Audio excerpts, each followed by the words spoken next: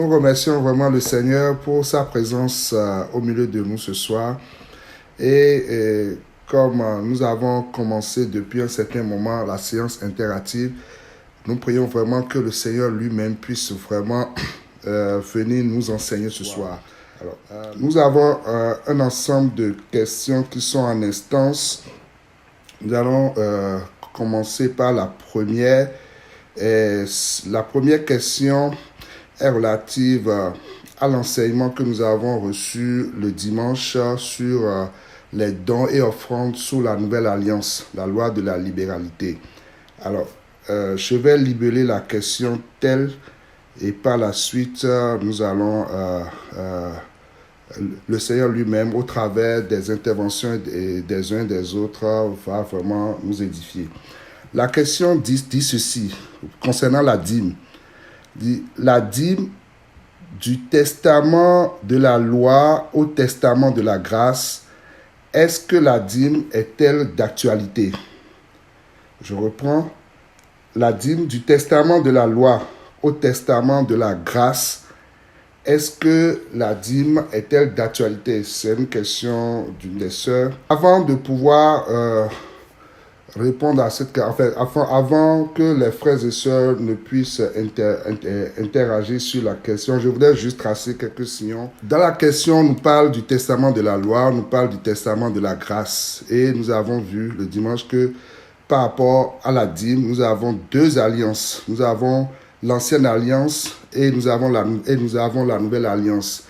Et chacune des alliances a ses lois, ses règles, a ses obligations, à sa manière de fonctionner. Et ce n'est pas de la même façon que ça se passe d'une alliance à une autre. Et actuellement, nous sommes sur l'alliance de la libéralité, donc l'alliance où c'est l'esprit qui est mis en évidence.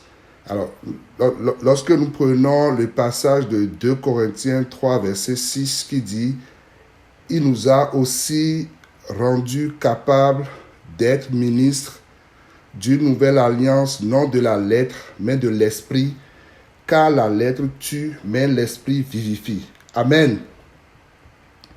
Amen. Amen. Voilà. Donc, j'aimerais que les interventions, que nous puissions vraiment prendre appui sur l'ancienne alliance pour que nous puissions vraiment bien comprendre ce qui est dit et que une fois que cela soit vraiment établi, que les prescriptions de l'ancienne alliance nous servent de repère pour bien comprendre ce que doit être la dîme sous la nouvelle alliance. Donc voilà un peu la façon dont je le vois. Maintenant, si des frères et sœurs sont inspirés, bon, je laisse la parole pour notre édification commune. Amen. Je vais me jeter.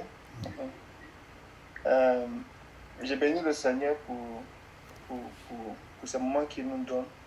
Et shalom à tous. Que le Seigneur soit béni. Je voulais aller dans un sens complémentaire à ce qui a été déjà donné le dimanche. Et je pense que le frère était dans son intervention. Il a fait pas mal le tour de ce qui s'est fait dans la loi. Et il est revenu sur ce qui avait été déjà dit à une autre occasion, où il a rappelé certains principes pour bien comprendre le principe de donner. Mais je vais prendre aussi un autre angle pour compléter les points. Et puis si d'autres ont des éléments de réponse aussi, pourront le faire. Je vais essayer d'être très bref parce que c'est un sujet qui est vaste. On peut dire beaucoup de choses. Mais je vais suivre une ligne de pensée, à mon sens, qui va être relativement, j'imagine, simple à saisir. Quand on parle de la dîme, il y a beaucoup de pensées, il y a beaucoup de réactions, il y a beaucoup de développement, de théories autour. Il y a des gens qui sont pour, il y a des gens qui sont contre, il y a des gens qui sont indifférents. Mais il est bien de savoir qu'en est-il réellement, selon les Écritures. Quand on lit dans Deutéronome 12, que nous avons lu le dimanche, je pense bien, le verset 6, on voit que la dîme appartient à un ensemble, un grand ensemble. Et ce grand ensemble-là, je vais le définir comme l'ensemble de tout ce qu'on peut faire comme don, offrande à Dieu. Et la dîme est un élément dans ce grand ensemble. Dans Deutéronome chapitre 12, verset 6, je fais la lecture, s'il te plaît, frère. C'est là que vous présenterez vos holocaustes, vos sacrifices, vos dîmes, vos prémices, vos offrandes en accomplissement d'un vœu, vos offrandes volontaires et les premiers-nés de vos gros et de votre menu bétail. Amen.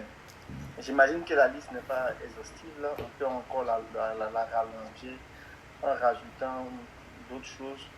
Mais déjà ici, on voit que il était question de choisir un lieu pour adorer, un lieu pour servir le Seigneur. Et le Seigneur dit que le lieu qu'il va indiquer sera le lieu d'adoration. Et c'est en ce lieu-là qu'on apportera les offrandes, on apportera les dîmes, on apportera les prélèvements, on en fera les vœux volontaires, les offrandes volontaires, les offrandes de premier-né et tout cela. Donc la dîme appartient à un ensemble. Et c'est cet ensemble-là qu'on retrouve plus ou moins dans le passage qu'on vient de lire. Ça, c'est la première chose que je veux qu'on regarde. Mais on va regarder, la dîme appartient spécifiquement à la loi. Et puis je vais expliquer pourquoi. Si on prend Luc 18, 12, par exemple, on va lire Luc 18, 12.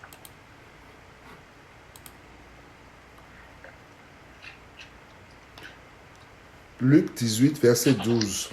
Oui, s'il te plaît. Je jeûne 2 fois la semaine, je donne la dîme de tous mes revenus. Amen. Donc ici, le Seigneur il donnait une parabole, et puis il voulait montrer par là que il n'est pas certaines pratiques qui frappent aux yeux des hommes là, qui sont nécessairement des choses que Dieu qualifie de justes, ou bien quelque chose que Dieu forcément approuve, qu'on peut faire des choses de façon charnelle. Et donc il a donné l'exemple de 2 personnes, quelqu'un qui pense qu'il plaît à Dieu parce qu'il pratique certaines ordonnances, c'est-à-dire il donne sa dîme, il jeûne, il fait un certain nombre de choses pour lui, il plaît à Dieu. Ok, donc je veux qu'on retienne ce point-là. Ce que je vais faire, c'est que je veux prendre la dîme comme non seulement étant quelque chose qui appartient à la loi, mais je veux comparer la dîme avec, pas comparer, ça sera trop dit, je vais mettre la dîme au même pied d'égalité que la circoncision. Ça va nous aider à faire cet exercice-là plus facilement. De la même façon que la dîme est perçue comme un commandement, une pratique de la loi, on peut regarder aussi la circoncision de cette façon-là, comme une pratique, comme un commandement de la loi. Mais en même temps, la question qui se pose, c'est est-ce que ça vient vraiment de la loi, ces pratiques-là? Et ça va nous aider à bien comprendre où est-ce que je m'en vais. Prenons par exemple le livre de Matthieu, Matthieu 23, 23.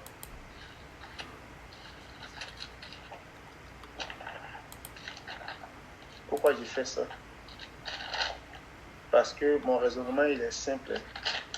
On a montré que la dîme appartient à un lot, un ensemble de tout ce qu'on peut qualifier de prélèvement, de dons, tout ça. Mais je vais plus loin pour dire que la dîme elle-même, là, elle appartient à la loi. Et je vais établir que la dîme appartient à la loi, au même titre que la circoncision appartient à la loi.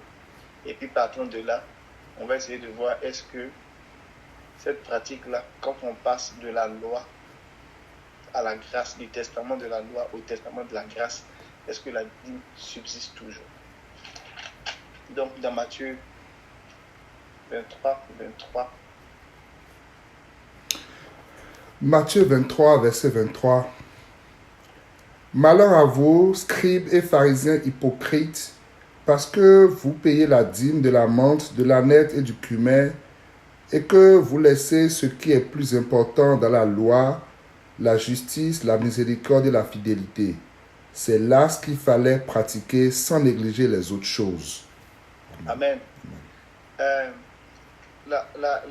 dîme, là, quand on la regarde dans le Nouveau Testament, très souvent, quand elle est évoquée, elle est toujours on fait toujours référence à la loi. Ça, c'est quelque chose qu'on doit garder à l'esprit. C'est-à-dire que si vous prenez le mot dîme, que vous regardez dans le Nouveau Testament, il n'est pas donné sous forme de commandement, mais sous forme de précepte. Mais il est toujours rattaché à un récit de la loi. Gardons ça à l'esprit. Et ici, le Seigneur, il parle de la dîme. Et il rappelle que les pharisiens ont une certaine façon de faire. Ils donnaient la dîme des choses, même vraiment de tout et de n'importe quoi, excusez-moi du terme. Et puis le Seigneur dit, vous faites tout ça là. Bon, en réalité là, ce qui était important dans la loi, c'est là que je vais attirer notre attention. Il dit, vous laissez de côté ce qui est plus important dans la loi. Donc, il est en train de montrer par là que la dîme vraiment appartient à la loi. Amen. Et quand on dit que la dîme appartient à la loi, on peut le voir à deux niveaux. On peut le voir d'abord appartient à la loi comme un commandement qui a été donné par Moïse, mais on peut le voir aussi appartient à la loi comme appartient à l'ancienne alliance, c'est-à-dire depuis Adam jusqu'à ce que le Seigneur vienne. Ça, c'est vraiment très important. Pourquoi j'ai dit ça? Donc, regardons la dîme et regardons la circoncision. Prenons le cas de la circoncision, par exemple. La circoncision a été donnée est venue par Abraham. Donc, elle était là avant Moïse. Donc, on va lire Jean 7, verset 21 à 23. Verset 21.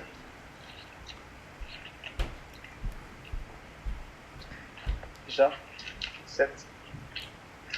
Jean 7, verset 21. Jésus leur répondit, « J'ai fait une œuvre et vous en êtes tous étonnés.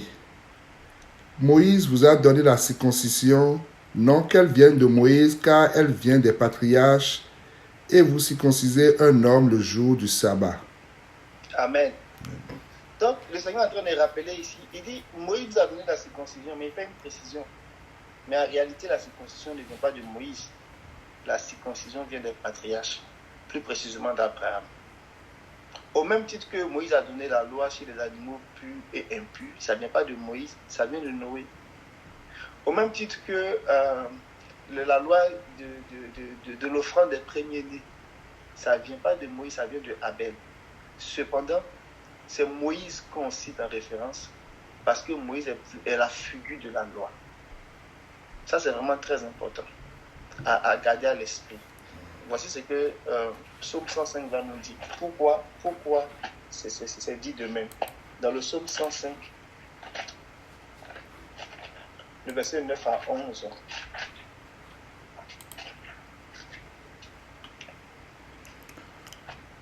Psaume 105, verset 9 à 11.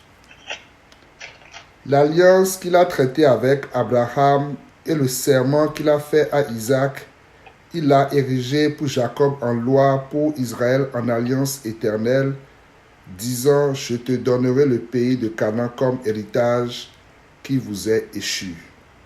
Amen. Donc, Dieu a fait une alliance. Il a fait l'alliance avec Abraham. Mais ça s'est traduit sous forme de loi. Et c'est Moïse qui a apporté cette loi-là. Et c'est pour ça qu'on dit Moïse est venu avec la loi, mais Christ est venu avec la grâce et la vérité.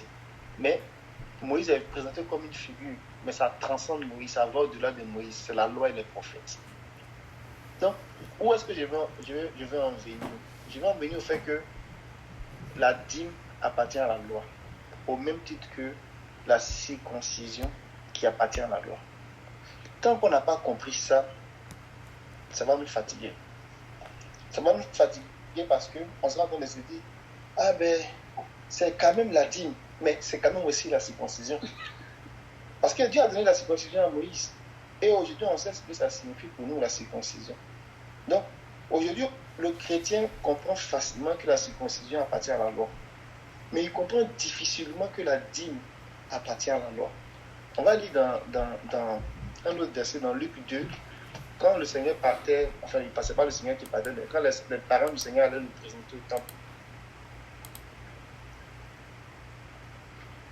Luc chapitre 2, verset 21 à 23.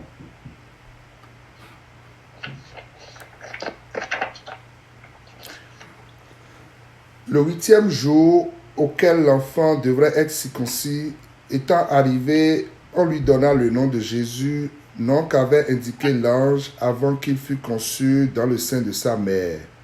Et quand les jours de leur purification furent accomplis selon la loi de Moïse, Joseph et Marie le portèrent à Jérusalem pour le présenter au Seigneur, suivant ce qui est écrit dans la loi du Seigneur.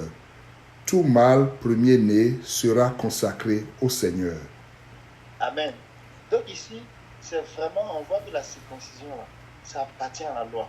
Cependant, la circoncision vient d'Abraham. C'est la même chose. La dîme là, appartient à la loi et Moïse en a fait la prescription. Cependant, la dîme, elle vient du patriarche Abraham. Donc, la question c'est, est-ce que quand on passe de la nouvelle alliance, de l'ancienne alliance à la nouvelle alliance, la dîme reste toujours pertinente? On peut la poser autrement. Est-ce que quand je passe de l'ancienne alliance à la nouvelle alliance, la circoncision reste pertinente? La circoncision ne reste pas pertinente parce que ce n'est pas ce qui est dans la nouvelle alliance, c'est pas si on est circoncis, mais si on est incirconcis qu'il y a quelque chose. Mais c'est l'amour de Dieu, c'est la foi dans l'amour que Dieu y regarde, Donc, ce que je veux dire, c'est que en prenant l'exemple de la loi et de la circoncision et de la dîme, on comprend que lorsqu'on passe de la loi à la grâce, il y a vraiment un changement de régime. Il y a vraiment un changement d'alliance. Il y a vraiment un changement de loi. Il y a vraiment un changement de tabernacle. Le tabernacle était physique. Ça devient des hommes. Ce sont des personnes qui constituent le tabernacle. La loi change. On passe de la loi de Moïse à la loi de l'Esprit. Et c'est le verset qu'on a lu tantôt dans 2 Corinthiens, d'entrée de jeu. On le pose, on va le lire brièvement. Vous allez comprendre. Donc, ce qu'il faut qu'on comprenne, c'est que vraiment, il y a un changement de paradigme. Il y a un changement de loi. Et c'est écrit clairement changement de loi. On va le voir. Regardez dans 2 Corinthiens, le changement de loi, on va le voir dans les points. Et regardez quand même pas dans 2 Corinthiens chapitre 3, l'apôtre Paul ici, il va parler de la loi de Moïse, il va parler de la loi de l'Esprit, mais en termes de ministère. Il va dire qu'il y a 2 ministères. Il y a le ministère de la lettre et il y a le ministère de l'Esprit. 2 Corinthiens chapitre 3, à partir du verset 6 au verset 9. 2 Corinthiens 3, à partir du verset 6. Il nous a aussi rendus capables d'être ministres d'une nouvelle alliance, non de la lettre, mais de l'esprit, car la lettre tue, mais l'esprit vivifie. Or, si le ministère de la mort, gravé avec des lettres sur des pierres, a été glorieux, au point que les fils d'Israël ne pouvaient fixer les regards sur le visage de Moïse à cause de la gloire de son visage, bien que cette gloire fût passagère, combien le ministère de l'Esprit ne sera-t-il pas plus glorieux? Si le ministère de la condamnation a été glorieux, le ministère de la justice est de beaucoup supérieur en gloire. Amen. Amen. Donc, on peut faire l'exercice de faire un petit tableau à 2 colonnes où on a le ministère de la mort, on a le ministère de l'Esprit. D'un côté, on a le ministère de la mort, de l'autre côté, on a le ministère de l'Esprit. On a le ministère qui est gravé sur des pierres et on a le ministère qui est gravé sur le cœur. On a le ministère de la mort, on a le ministère de l'Esprit, on a le ministère de la condamnation à cause du péché et on a le ministère de la justice. Amen. Donc, on voit cette séparation qu'on fait. Et cette séparation qu'on est en train de faire là, ce n'est pas inutile. Si on comprend la séparation qui est faite là, on comprend aussi un certain nombre de choses. Qu'est-ce que je vais dire? Allons-y dans Galates chapitre 4. Et comme je disais, que j'ai une autre façon d'emmener le sujet pour qu'on comprenne que la dîme, la normale, doit tomber d'elle-même, sans débat. Dans Galates chapitre 4. Malheureusement, il y a beaucoup de chrétiens qui n'arrivent pas à percevoir ça, donc ça les fatigue. Et c'est ce point-là que je veux amener en fait, pour que ça soit évident en fait. Dans Galates chapitre 4, on ne va pas lire tout le chapitre, mais l'apôtre Paul est en train de dire que, en train de montrer aux chrétiens de Galates, de Galatie, que il faut qu'ils comprennent deux choses. Que Abraham a eu deux fils. Il a eu le fils qui est venu de Agar, c'était Ismaël. Et le fils qui est venu de Sarah, qui était Isaac. Ismaël était l'ancienne alliance, l'alliance de la loi, l'alliance de l'Ancien Testament. Et Isaac était l'alliance du Nouveau Testament. Dans chacune des alliances là, ou du moins dans chacune des alliances, on peut rattacher des promesses. La promesse qui était faite à Israël dans la chair de l'ancienne alliance, c'était la terre d'Israël. Donc on peut le lire par exemple dans Galates chapitre 4, à partir du verset 24. On va voir que Paul est verset 24 au verset 26. Donc verset 23, peut-être que ça sera plus à partir du verset 22, ça sera plus simple. On pourra rattacher les morceaux.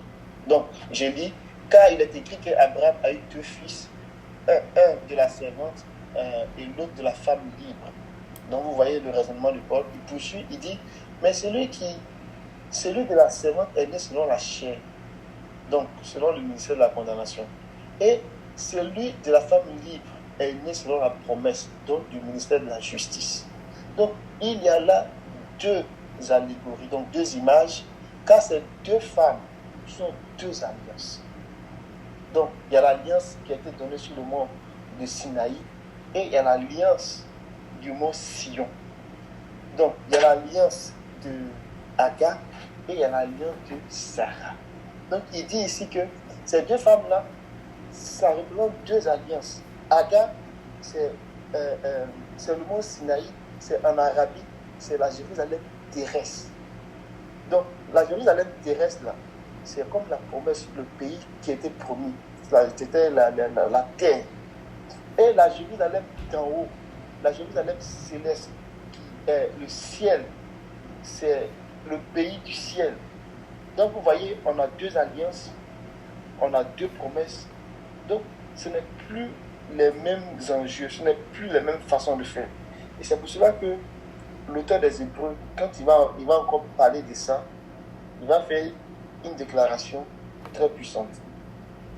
Et je vais peut-être... je vais presque finir, hein. Je ne serai pas trop loin. C'est juste pour montrer ce temps-là pour qu'on comprenne.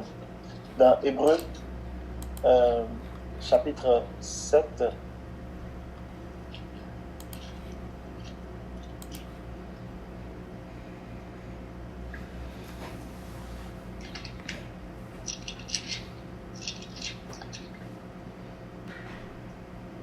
donc, à partir du verset 11. Tu peux faire la lecture, s'il te plaît? Si donc la perfection avait été possible par le sacerdoce lévitique, car c'est sur ce sacerdoce que repose la loi donnée au peuple, qu'était-il encore besoin qu'il parût un autre sacrificateur selon l'ordre de Melchisédek et non selon l'ordre d'Aaron? Amen. On peut s'arrêter là. Il dit que si la perfection, si l'accomplissement avait été possible par le sacerdoce d'Aaron, est-ce qu'on allait encore parler d'un nouveau sacerdoce? Le chapitre 10, le verset 1 dit, la loi en effet possède une ombre des biens à venir et non pas l'image des choses mêmes. C'est pourquoi elle ne peut jamais, par les mêmes sacrifices qu'on présente perpétuellement, année après année, porter à leur accomplissement ceux qui s'en approchent. Donc, Hébreu nous dit que des gens qui sont sous le régime de la loi, en faisant des sacrifices, en faisant les prescriptions que recommande la loi, ils ne peuvent jamais arriver à la perfection, à l'accomplissement comme Dieu veut. Parce que simplement, ils sont sous le régime de la loi. Les éléments du culte qui sont utilisés se font de façon charnelle. Donc, ils ne peuvent pas plaire totalement à Dieu. Ils ne peuvent pas rentrer dans l'esprit que Dieu veut pour qu'il soit vraiment parfait devant Dieu. Ça prend vraiment d'autres éléments, comme par exemple un sang plus grand que le sang des animaux. Le sang de Jésus, par exemple, le sang plus grand que le sang des animaux. Or, sous l'ancienne alliance, ils étaient avec le sang des animaux. Donc, ça ne pouvait pas les emmener à la perfection, à la purification de leur conscience. Donc, Hébreu est en train de dire ici que ça n'a pas été possible. Donc, la loi, ça veut dire la loi et tout ce qu'elle renferme, la loi et toutes ses prescriptions, n'a pas pu accomplir la volonté de Dieu. Donc, la dîme même là, qui appartient à la loi, n'a pas pu amener l'homme à être parfait. La circoncision qui appartient à la loi, ne pas manger des animaux plus impurs qui appartient à la loi, la pratique de ces choses-là n'a pas pu amener les hommes sous le rapport de la conscience à une conscience pure vis-à-vis de Dieu. Donc, l'auteur des Hébreux continue son argumentaire en disant, en effet, verset 12, chapitre 7, il dit en effet, lorsque le sacerdoce est changé, regardez bien, il y a aussi nécessairement aussi un changement de loi. C'est là que ça devient intéressant. De quel sacerdoce on parle? L'ancienne alliance, c'est le sacerdoce lévitique. La nouvelle alliance, c'est le sacerdoce du Seigneur, donc selon l'ordre à la manière de Melchisédek. Donc, si on change de sacerdoce, l'auteur des Hébreux nous dit nécessairement il y a changement de loi. Donc, c'est parce qu'on a changé de sacerdoce qu'on a changé de loi. Et si on a changé de loi, tous les éléments qui appartiennent à l'ancienne loi, là, ils ont d'autres réalités dans la nouvelle loi. Et c'est ce changement-là que nous devons percevoir. Et tant qu'on n'est pas rentré là-dedans, on va toujours faire une fausse lecture. On prend la Bible, on est dans l'Ancien Testament, on veut appliquer ça dans le Nouveau Testament, on revient dans le Nouveau Testament, on est un peu mêlé et puis on ne sait pas. La première chose qu'il faut qu'on comprenne là, c'est qu'on a eu un changement de loi. Parce qu'il y a eu un changement, le sacerdoce a changé. Amen. Le sacerdoce a vraiment changé. Et si je saute pour aller au verset 17 jusqu'au verset 18, il dit, car ce témoignage lui est rendu, tu es prête pour toujours selon l'ordre de Melchisédek. Verset 18, en effet, il y a d'une part suppression d'un commandement antérieur à cause de sa faiblesse et de son inutilité. C'est quand même fort, hein? Donc, il y a eu suppression d'un commandement antérieur à cause de sa faiblesse et de son inutilité. Pourquoi c'est faible? C'est faible parce que la loi ne pouvait pas mener les gens sous le rapport de la conscience à l'accomplissement. Donc déjà, la loi était faible. Il fallait renouveler les sacrifices, demander pardon chaque année. Il faut attendre la date de l'expiation pour que les péchés du peuple soient pardonnés. Et il faut renouveler ça chaque fois. Et c'est fait avec beaucoup d'images, des taureaux, des animaux qu'on tue. Le Seigneur dit, il est fatigué de tout ça. Que ce n'est pas ça qui peut amener l'homme à l'accomplissement. Mais ça a été donné pour un temps, comme une image, pour annoncer les choses à venir. Donc, c'est ça que Hébreu est en train d'expliquer. Le verset 19 dit que, car la loi n'a rien apporté à son accomplissement. Et d'autre part, introduction d'une espérance supérieure. C'est vraiment important. D'une espérance supérieure par laquelle nous devons nous approcher de Dieu. L'espérance qui est supérieure, là, elle est supérieure dans le sens que les anciens de l'Ancien Testament, là, leur espérance, c'était la terre. Mais parmi eux, là, ceux qui ont compris, là, ils ont compris que ce n'était pas la terre. Mais Dieu leur avait donné la terre comme espérance, le pays promis. Mais l'Église, ce n'est pas la terre, c'est le ciel. Donc, on comprend qu'il y a vraiment un changement de loi. Il y a eu un changement de sacerdoce, donc un changement de loi. Donc, on est sur une nouvelle façon de faire. Donc, tout ce que Moïse avait prescrit, là, c'était bon, c'était bien, mais c'était des images qui annonçaient d'autres réalités. Donc, Christ, il vient avec la réalité de ces choses-là. Donc, nous, aujourd'hui, il ne s'agit pas pour nous de rentrer dans ce que Moïse a fait comme commandement, comme prescription, mais c'est de rentrer dans ce que Christ a fait, dans la réalité de ce que Christ a accompli. Donc, je termine par exemple, c'est quoi notre loi pour nous aujourd'hui? La loi sur laquelle nous on est là. Et c'est elle qui va guider tout ce qu'on fait. Tu veux servir Dieu, c'est cette loi-là qui va te guider. Tu veux plaire à Dieu, c'est cette loi-là qui va te guider. Tu veux aimer ton prochain, c'est cette loi-là qui va te guider. Quoi qu'on fasse, c'est à partir de la loi de ce nouveau sacerdoce-là, du sacerdoce de Christ-là. C'est à partir de cette loi-là qu'un chrétien doit fonctionner. Tu veux donner à Dieu, tu dois être conditionné par cette loi-là. Tout ce qu'on peut faire comme acte ou bien comme service pour plaire à Dieu, c'est à partir de cette loi-là. On va le lire dans... Et si on a compris ça, là, on sera vraiment libéré sous le rapport de la conscience. Que vraiment, c'est cette loi-là qui nous rend vraiment, qui peut nous plaire à Dieu. On va lire dans le livre de Jacques, on va lire 3 ou 4 versets. On a déjà lu ça plusieurs fois. Donc, comme on le partage pour le bénéfice de plusieurs. Vraiment, Jacques, chapitre 1. On va lire le verset 5. On va prendre Jacques, chapitre 2. On va lire le verset 8. On va prendre Jacques, chapitre 2. On va lire le verset 12. Jacques 1, verset 25. Mais celui qui aura plongé les regards dans la loi parfaite, la loi de la liberté, et qui aura persévéré, n'étant pas un auditeur oublieux, mais se mettant à l'œuvre, celui-là sera heureux dans son activité. Amen. Amen. Donc ici, Jacques nous fait réaliser que nous sommes concernés par une nouvelle loi, qu'il a qualifiée ici de la loi parfaite, de la loi de la liberté. Tu peux lire le verset 8 du chapitre 2. Chapitre 2, verset 8. Si vous accomplissez la loi royale selon l'Écriture, tu aimeras ton prochain comme toi-même, vous faites bien. Verset Amen. 12.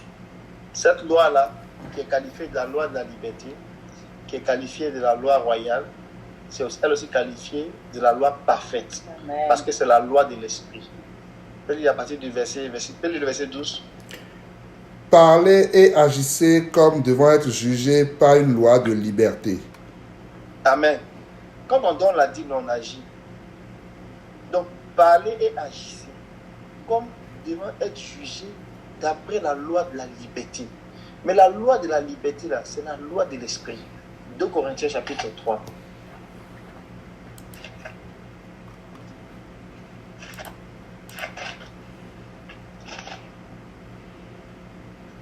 Donc, on ne va pas revenir sur les versets qu'on a lus là. On va revenir sur... on va lire le verset 17. 2 Corinthiens 3, verset 17. Or, le Seigneur, c'est l'Esprit, et là où est l'Esprit du Seigneur, là est la liberté. Amen. Or, le Seigneur, c'est l'Esprit, et là où est l'Esprit du Seigneur, là aussi est la liberté. Donc, c'est parce que nous sommes sous la loi de la liberté que nous parlons de libéralité. Donc, s'il n'y avait pas de loi de la liberté, on ne va pas nous dire de donner ce que notre cœur a résolu de donner, sans tristesse et sans contrainte. Donc, c'est en vertu de la loi de la libéralité, de la loi de la liberté, que l'apôtre Paul, il préconisait, il prescrivait la libéralité. Donc, nous sommes vraiment sur une loi, la loi de l'esprit, la loi royale, la loi parfaite, la loi du royaume. Cette loi-là, nous devons parler et agir selon cette loi-là. Donc, c'est en vertu de cette loi-là qu'on est vraiment libre. Si tu as un revenu de 100 000 et que tu ne veux rien donner au Seigneur et que tu penses que c'est la bonne façon de faire, le verset qui dit « Parlez et agissez selon la loi de la liberté », là, tu vas t'expliquer par rapport à ça. Et le Seigneur est tellement bon, il dit que celui qui sème peu, il va moissonner peu. Celui qui sème beaucoup, il va moissonner beaucoup. Donc, La parole de Dieu, elle est éprouvée. Et le Seigneur, il ne veut pas forcer les gens. Il ne veut pas que les gens soient mal à l'aise. Ils se sentent... Celui à qui on a pardonné beaucoup, là, il manifeste beaucoup d'amour. Donc, c'est un réel sujet pour des gens. Il y a des gens qui font des histoires à cause de ça. Il y a des gens même qui ont accepté le Seigneur parce qu'ils se sont retrouvés dans une assemblée où on les accable par ces doctrines je ne sais pas s'il faut dire, très très charnelles, où les gens, ils pensent qu'ils prêchent la dîme comme on l'a vu le dimanche là. Mais en réalité, ce n'est même pas la dîme qu'ils prêchent. Parce que si même ils voulaient suivre Moïse là, ils allaient au-delà des 10%. Et quelqu'un disait comme ça même là, il veut payer 10%. Ils ne savent pas si on leur dit que vraiment c'était plus de 10%, que c'était au moins 30% là. Et qu'on leur demandait ça, est-ce qu'ils allaient continuer à parler de je vais payer la dîme. Donc, même ce que Moïse a prescrit, ils ne le font pas. Mais en réalité, ils s'assurent qu'ils ont un royaume et que dans ce royaume-là, il faut qu'il y ait un système de drainage des impôts pour prélever les impôts sur les peuples. Et c'est ce que Samuel a dit.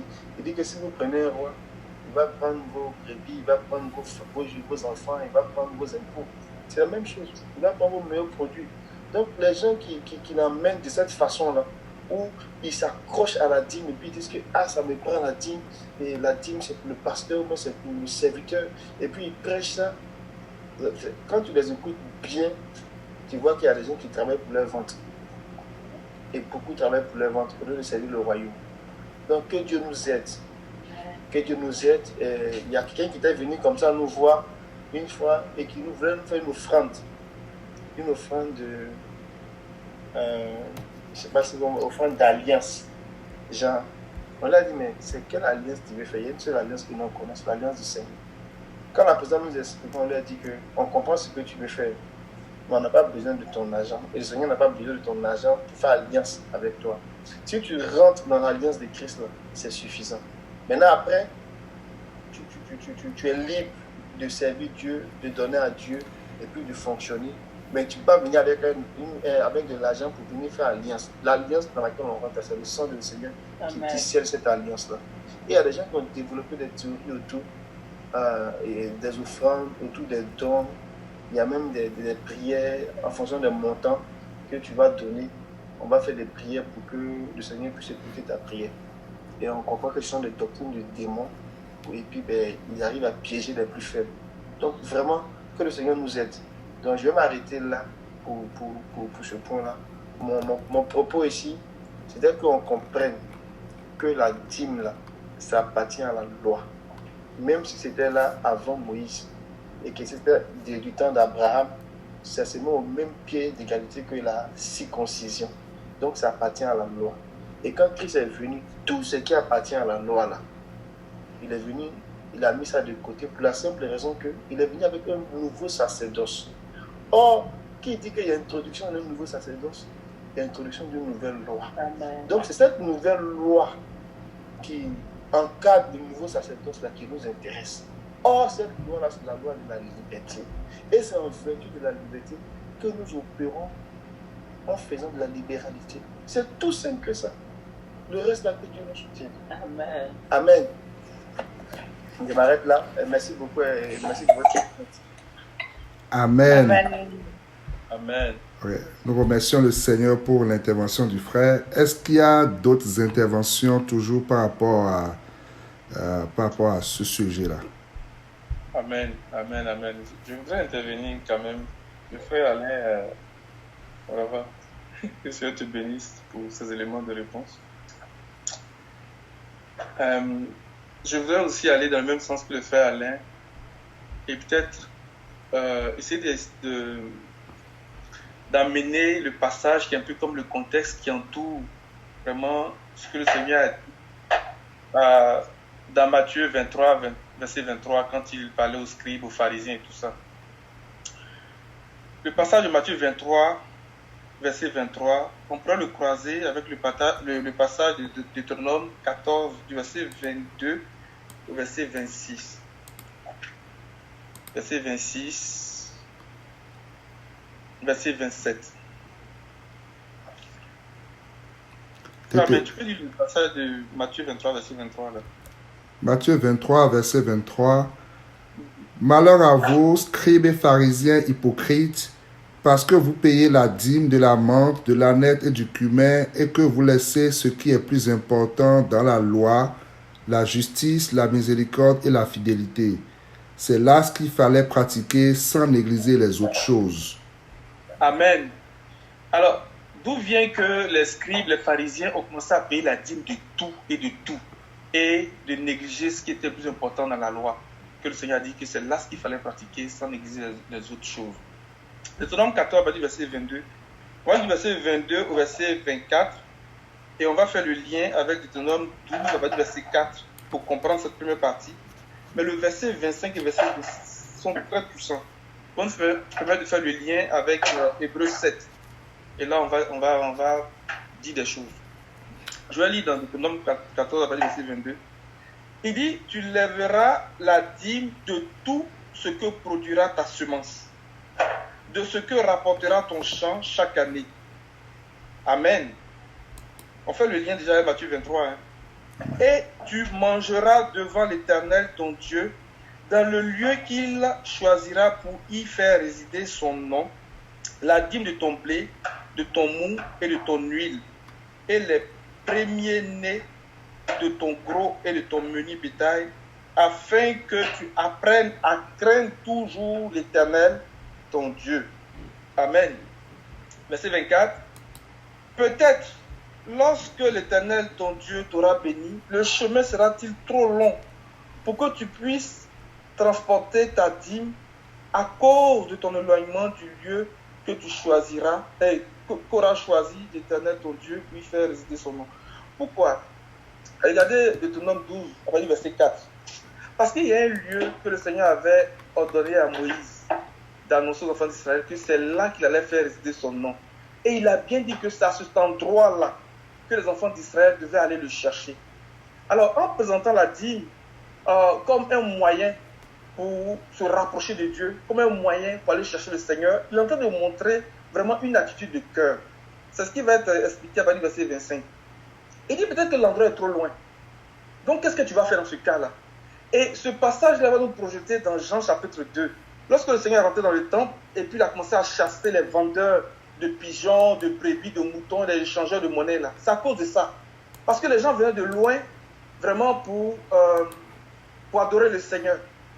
Et comme le Seigneur lui avait dit que si c'est trop loin, tu vas échanger ta dîme en argent, et puis rendu sur place, tu vas acheter ce que tu veux prendre comme animal de sacrifice, et puis tu vas offrir un sacrifice à ton Dieu. Donc les gens ont trouvé un moyen de commerce dans la maison du Seigneur. Ils sont venus s'établir, ils ont fait des tables, ils ont commencé à faire échanger de la monnaie et tout ça. Mais derrière ça, ils ont commencé à falsifier la balance. Ils ont commencé à truquer les phares. Et Amos va nous révéler ça. Ils vont dire quoi? On va lire d'abord Deutéronome 12, avec le verset 4, pour dire que c'est le Seigneur tentait de montrer à travers la dîme comment Israël devait le chercher. Comment Israël devait apprendre à le craindre. Or, chercher le Seigneur là, c'est ce que David a dit à Salomon. Il dit si tu le cherches de tout ton cœur. Amen. Parce que si l'endroit est loin, et puis le Seigneur dit c'est quand même là-bas que tu dois partir. Et même que si tu ne peux pas transporter l'animal, il faut le échanger et tout ça. Il est en train de Seigneur vient chercher notre cœur pour voir vraiment si nous l'aimons. Et à quel point nous sommes prêts vraiment à faire tout ce que nous pouvons. De tout notre cœur, de toute notre âme, de toute notre pensée, de toute notre force. Pour lui démontrer notre amour. Amen. Deutéronome chapitre 12, verset 4. Vous n'agirez pas ainsi à l'égard de l'Éternel, votre Dieu. Mais vous le chercherez à sa demeure, et vous irez au lieu que l'Éternel, votre Dieu, choisira parmi toutes vos tribus pour y placer son nom. C'est là que vous présenterez vos holocaustes, vos sacrifices, vos dîmes, vos prémices, vos offrandes en accomplissement d'un vœu, vos offrandes volontaires et les premiers-nés de votre gros et de votre menu bétail. Amen. Il dit que c'est là que vous le chercherez. Mais en partant avec votre dîme. Mais la dîme là peut prendre la forme d'un sacrifice, d'un vœu et de tout ce qu'il a dit dans le Deutéronome 12 là. Et comme on cherche le Seigneur, je vais lire ce que David a dit à son fils Salomon dans 1 Chronique 28, verset 9. Il dit, et toi, Salomon, mon fils, connais le Dieu de ton père, et sais-le d'un cœur dévoué, et d'une âme bien disposée. Car l'Éternel sonde tous les cœurs et pénètre tous les desseins et toutes les pensées. Si tu le cherches, il se laissera trouver par toi. Mais si tu l'abandonnes, il te rejettera pour toujours. Donc derrière cette ordonnance, cette prescription, le Seigneur est en train de montrer au peuple comment le chercher. Donc, derrière cette ordonnance, cette prescription, le Seigneur est en train de non seulement montrer au peuple comment le chercher, mais aussi pour éprouver les dispositions du cœur du peuple. Amen. Et pour voir si le peuple a vraiment la crainte de Dieu dans son cœur. Et ça a occasionné ce que je suis en train de dire dans Jean chapitre 2. Ils sont venus s'établir pour faire du commerce dans la maison du Seigneur. Et là, ils ont commencé à truquer les balances. Amos 8 le dit. Ils ont truqué les balances. Est-ce que vous voulez que je cherche le verset là? Amen. Oui. Je vais chercher le verset, c'est pas long. C'est vraiment c'est très très grave ce qui s'est passé derrière la dîme. Mais ça là, c'est des choses que nous voyons aujourd'hui. Regardez, Amos 8, verset 4. Écoutez ceci, vous qui dévorez l'indigent et qui ruinez le malheureux du pays.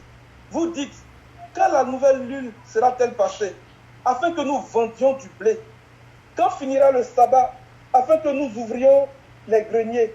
Nous diminuerons les fats, nous augmenterons le prix, nous falsifierons les balances pour tromper. Puis nous achèterons les misérables pour de l'argent et les pauvres pour une paire de souliers. Et nous vendrons la criblure du froment. C'est ce qui s'est passé. Même dans ça, là, ils ont commencé à faire n'importe quoi. Ils ont commencé à profaner le sanctuaire. À cause des dîmes. Ils n'ont même pas respecté la prescription du Seigneur. On va continuer en Deutéronome 14, verset 25. Le Seigneur va dire quelque chose. Alors tu échangeras ta dîme contre de l'argent. Tu serras cet argent dans ta main et tu iras au lieu que l'Éternel ton Dieu aura choisi. Donc il arrive là-bas, non pas avec l'animal, mais il arrive maintenant avec de l'argent en main. Amen. Il dit là, tu achèteras avec l'argent tout ce que tu désireras, des bœufs, des brebis, du vin et des liqueurs fortes. Tout ce qui te fera plaisir, tu mangeras devant l'Éternel, ton Dieu, et tu te réjouiras, toi et ta famille. Mais quand on regarde le verset 26 là, le bœuf, les brebis, tout ça là, c'est pour le sacrifice. Oh, Christ a déjà payé pour nous. Christ a déjà accompli le sacrifice. Amen. Amen. Christ a déjà accompli le sacrifice. Donc, l'argent qui est bon pour aller faire le sacrifice là, c'est quel sacrifice encore je m'ai fait? Christ a déjà payé pour moi. Amen. Il a déjà payé. Regardez Hébreux 7 encore. Regardez le verset. On peut dire verset 1, mais je vais prendre verset 9 pour venir établir, faire le lien avec le verset 26 là. Il est de plus, Lévi qui perçoit la dîme, l'a payé, pour ainsi dire, par Abraham. Car il était encore dans les reins de son père lorsque Melchisedec alla au devant d'Abraham. Mais nous aussi, on était dans les reins de Judas. On était dans les reins du Seigneur parce que le Seigneur est issu de Judas. Regardez Isaïe 48, verset 1, verset 2. Pour dire que nous, on était dans les reins du Seigneur. Et le Seigneur a payé pour nous. De même qu'Abraham a payé pour Lévi, le Seigneur a payé pour nous. Isaïe 48, verset 1, verset 2. C'est la version du second. Isaïe 48. Verset 1, verset 2.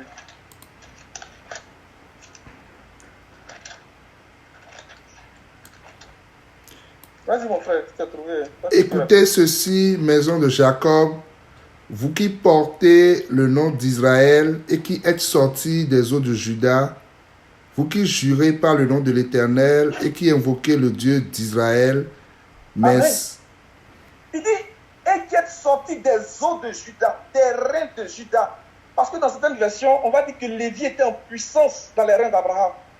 Nous étions en puissance dans les reins du Seigneur. Alléluia. Et comme Abraham a payé pour Lévi, le Seigneur a payé pour nous.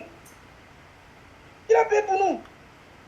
Donc, l'argent de l'animal que j'échange pour aller au lieu de là où le Seigneur a choisi pour faire présider son nom là. Pourquoi je fais ça encore? S'il a déjà payé pour moi. Et même quand on regarde aujourd'hui là, il ne s'agit plus d'un endroit physique. La maison du Seigneur, ce n'est plus un endroit physique, ce n'est plus un lieu.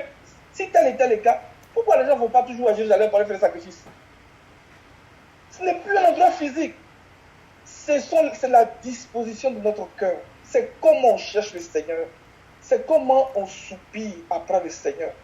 Amen. Et tout ce que le Seigneur nous a donné, tout ce que le Seigneur a mis à notre disposition, vraiment nous utilisons cela vraiment pour le chercher. Mais en le cherchant de cette façon, il dit que nous sommes en train de pratiquer les œuvres de la foi. Le travail de l'amour et la fermeté de l'espérance. Parce qu'il y a des gens qui habitaient très loin, mais qui faisaient le déplacement. Et le Seigneur avait dit que tout mal devait se présenter lui 3 fois par année. Vous voyez les 3 fêtes, à la Pâque, à la Pentecôte et à la fête des tentes. Mais les mâles, là, ce ne sont pas des prémices, ce ne sont pas des premiers-nés. Donc, à travers les ordonnances liées à la dîme, le Seigneur est en train de nous montrer comment il veut que nous rentrions dans la gloire, comment il veut que nous arrivions vraiment à la perfection, comment il veut que le peuple s'approche de lui. Donc, quand l'auteur des Hébreux va reprendre ça, il va dire qu'il y a introduction d'une meilleure espérance par laquelle nous nous approchons de Dieu. Mais comment? Dans le chapitre 10, il dit « Approchez-vous de lui avec un cœur sincère, dans la plénitude de la foi, le cœur lavé d'une eau pure. » On va lire ça dans Hébreux 10, verset 22, verset 23. Et je vais poser une question, ou bien je vais faire le lien avec la polémique autour de la question de la dîme. Pourquoi est-ce qu'aujourd'hui, les gens se battent pour dire, mais ce que vous dites là, ce n'est pas vrai et tout. Il y a vraiment quelques explications à cela. Hébreux 10, à partir du verset 22.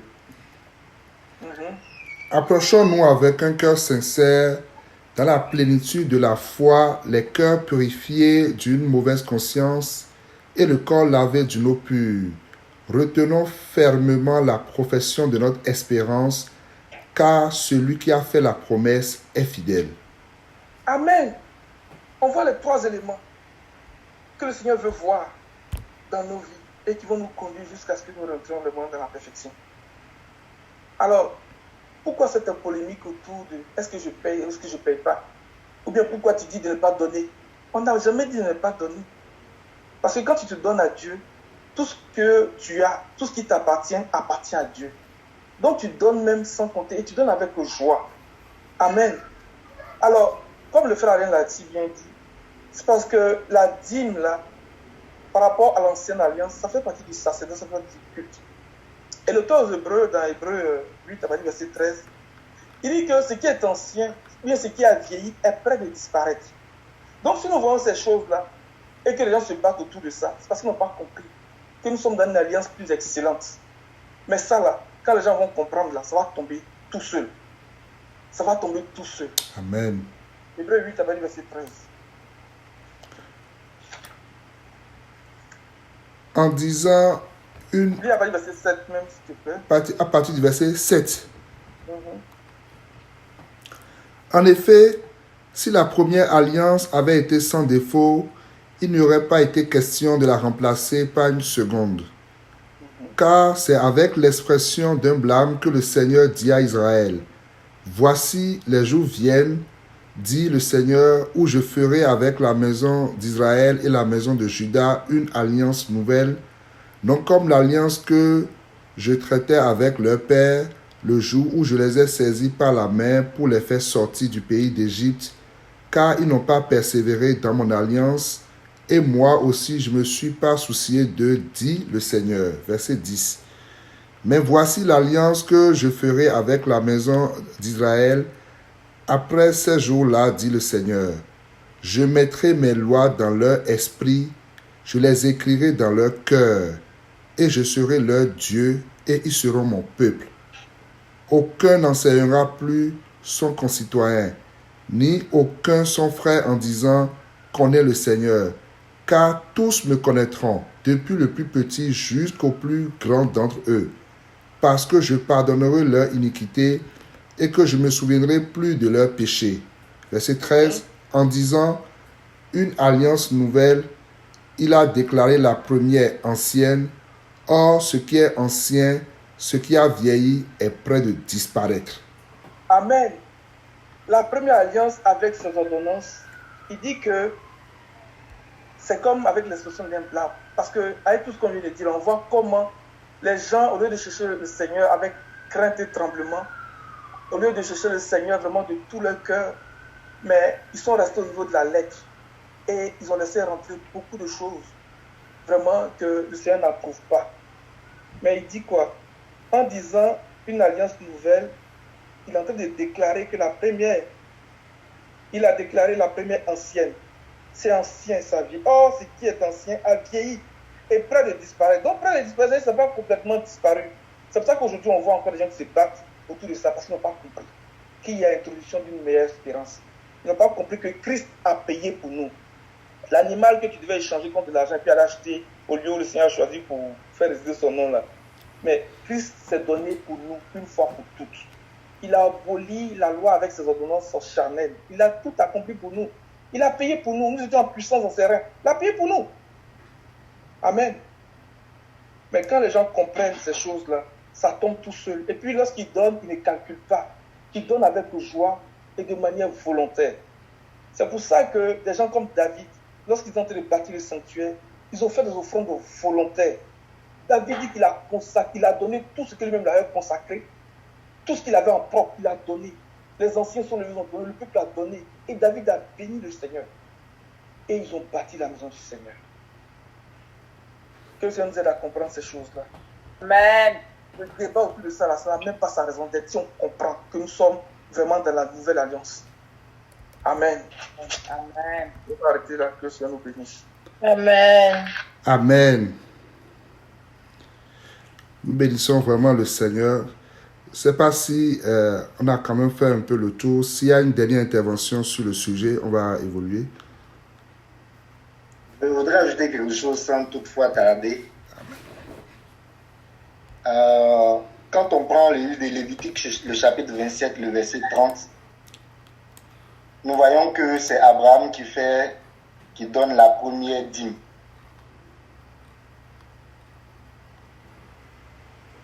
Lévitique 27, verset 30. Oui, si je me trompe, c'est ça. Toute dîme de la terre, soit des récoltes de la terre. Prends plutôt Genèse chapitre 14. Genèse chapitre 14. Je vais revenir sur Lévitique 27. Genèse 14, verset 20. Verset 20. Béni soit le Dieu très haut qui a livré tes ennemis entre tes mains.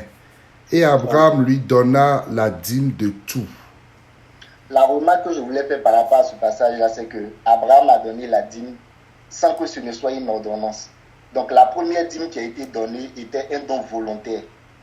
Mais seulement que c'était la 10e partie du revenu que Abraham avait reçu lors de cette bataille qu'il a eue. Donc c'était d'abord un don volontaire avant de porter le nom de dîme. Et même quand on prend la même Bible dans le livre de Genèse, le chapitre 28, le verset 22, on verra que Jacob également va dire au Seigneur qu'à partir de maintenant, si l'Éternel tu me bénis, Jacob. Oui, prends Genèse 28, le verset 22. Cette pierre que j'ai dressée pour monument sera la maison de Dieu, et je te donnerai la dîme de tout ce que tu me donneras. Donc on voit bien que ce sont des engagements que Abraham et Jacob après prennent, sans toutefois que la dîme ne soit encore une ordonnance pour Israël.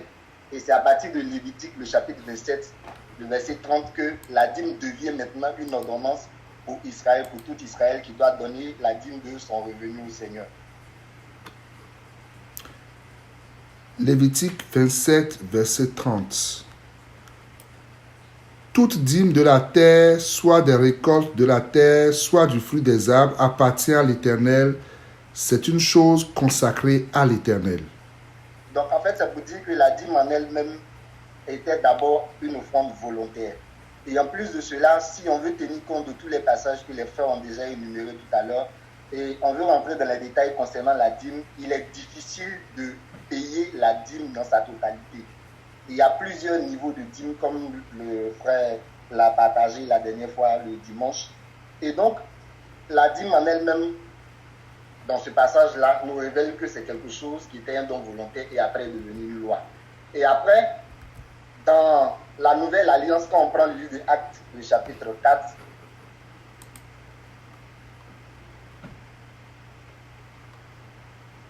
Actes des Apôtres,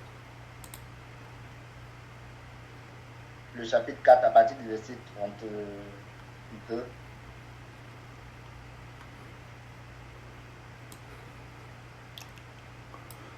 La multitude de ceux qui avaient cru n'était qu'un cœur et qu'une âme. Nul ne disait que ses biens lui appartenaient en propre, mais tous étaient communs en eux. Continue.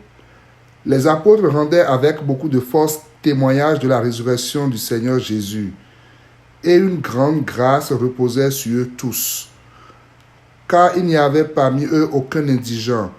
Tous ceux qui possédaient des champs ou des maisons les vendaient, apportaient le prix de ce qu'ils avaient vendu et le déposèrent aux pieds des apôtres. Et l'on faisait des distributions à chacun selon qu'il en avait besoin. Joseph, surnommé parmi les apôtres Barnabas, ce qui signifie fils d'exhortation, lévite originaire de Chypre, vendit un champ qu'il possédait, apporta l'argent et le déposa aux pieds des apôtres. Mais un homme nommé Ananias, avec Saphira, sa femme, vendit une propriété et retint une partie du prix. Sa femme le sachant, puis il apporta le reste et le déposa aux pieds des apôtres. Pierre lui dit, Ananias, pourquoi Satan a-t-il rempli ton cœur au point que tu mentes au Saint-Esprit et que tu aies retenu une partie du prix du champ? S'il n'eût été vendu, ne te restait-il pas? Et après qu'il a été vendu, le prix n'était-il pas à ta disposition? Comment as-tu pu mettre en ton cœur un pareil dessein? Ce n'est pas à des hommes que tu as menti, mais à Dieu. Ananias, entendant ces paroles, tomba et expira. Que Dieu nous bénisse. Donc, en fait, j'ai voulu qu'on lise ce passage pour se rendre compte que au milieu des apôtres, même là, il y avait des lévites et qui ne pratiquaient pas la doctrine de la dîme. Parce que la Bible dit ici que les apôtres mettaient tout ce qu'ils avaient ensemble et le partageaient en fonction du besoin des uns et des autres. Et même quand on lit, on se rend compte que le problème que Ananias et Saphira ont eu, c'était un problème lié au mensonge.